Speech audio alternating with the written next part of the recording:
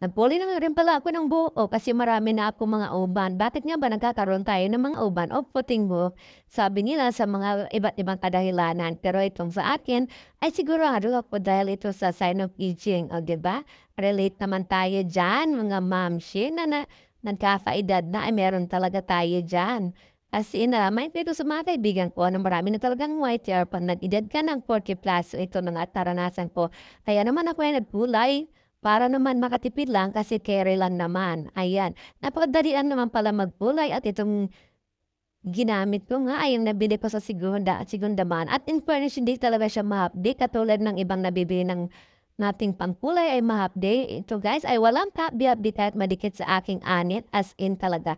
Nilaputan ko na nga pala yung ating timpla kasi sabi mas best result daw kapagka mas malapot. Dito lang naman kasi ang mga puti ko guys sa aking So, easy lang gamitin at napakadali lang epeng. Kayang-kaya natin mag-DIY.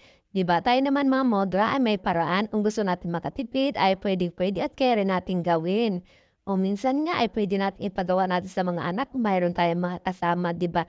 Easy lang guys, napakadali lang talaga niyang gawin. Kaya sa mga gusto magkulay dyan at sa bus lang naman ang inyong problema, ay pwedeng-pwede na kering-kering niyo mag-isa at makakatipid pa kayo dahil dito sa Segundamana Shop ay makakabili kayo ng organic color at in fairness ay kumpleto na siya guys. Ito nga at powder siya. So tinimpla ko na nga napakadaling timplahin. Lagyan mo lang ng marigamgam na tubig at may hair cup pa.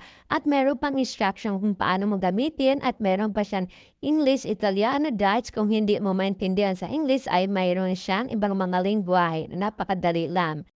So ito na nga, salamat sa Segundamana Shop at pagkatapos ko nga nagkulay ay binalutan ko na ng hairwrap na galing din. So ito na nga mga guys at natapos na at tignan niyo naman ang best result ay wala na talaga siyang white hair. So for today's vlog, yun lang guys. Thank you so much for watching at sana may natutunan kayo at pwede na kayo